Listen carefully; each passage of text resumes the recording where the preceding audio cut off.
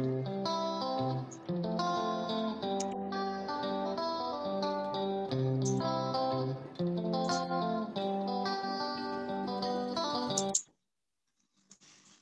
pagi, Bapak Ibu terkasih. Semoga semua tetap semangat dan sukacita dalam menjalani hari ini. Seperti yang tertulis di depan kita hari ini akan merenungkan dari Hakim-Hakim pasal 17 ayat 1 sampai 6.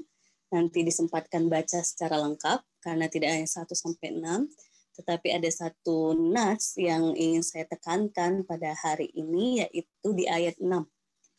Pada zaman itu tidak ada raja di antara orang Israel. Setiap orang berbuat apa yang benar menurut pandangannya sendiri.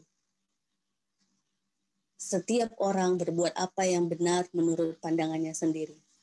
Bapak Ibu terkasih, bacaan hari ini berbicara tentang salah satu hakim yang bernama Mika ketika ia melakukan hal-hal yang tidak berkenan di hadapan Tuhan, karena saat itu seperti catatan dalam bacaan kita tidak ada raja di antara orang-orang Israel, sehingga apapun yang mereka lakukan itu menurut pandangan mereka sendiri.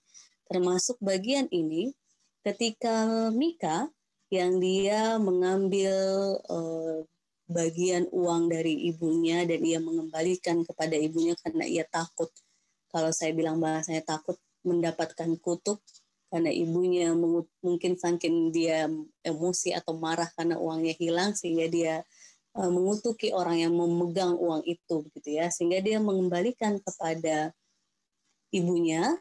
Lalu ibunya pun mengambil 200 perak dari uang yang sejumlah 1.100 ini untuk dibuatkan sebuah patung untuk mereka menyembah, gitu ya.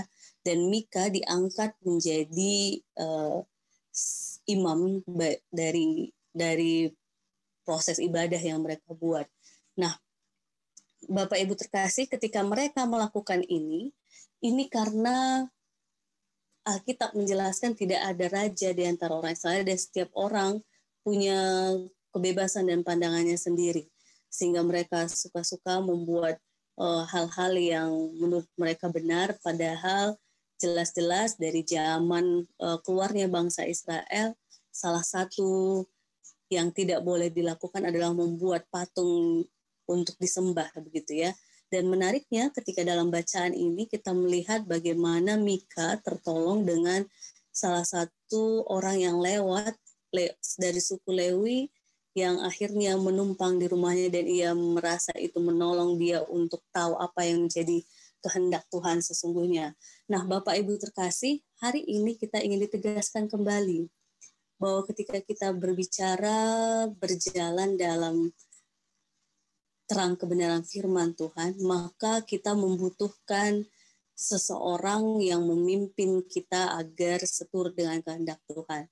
Dalam hal ini mungkin konteks gereja kita akan berbicara mereka adalah majelis yang di dalamnya pendeta, penatua dan diaken, serta bisa kita bilang juga adalah Alkitab yang menjadi dasar untuk kita tahu apa yang menjadi kehendak Tuhan. Bahkan orang tua kita, keluarga kita, dan banyak hal yang sebenarnya ketika kita berbicara tentang tuntunan Tuhan, maka kita menjadi orang-orang yang senantiasa bukan berjalan dengan pandangan kita sendiri, tetapi dengan pandangan Tuhan.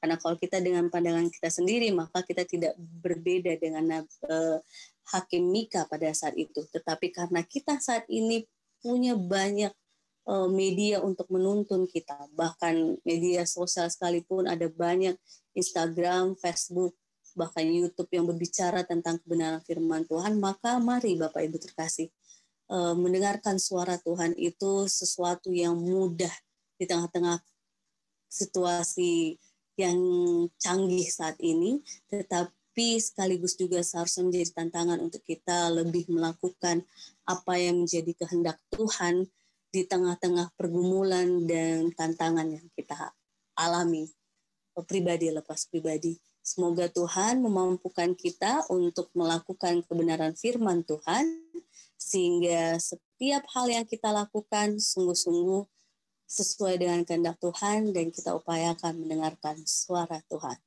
Tuhan memampukan kita. Sampai bertemu di persekutuan doa nanti malam secara gabungan seluruh keluarga besar GKJ Yeremia. Tuhan memberkati. Amin.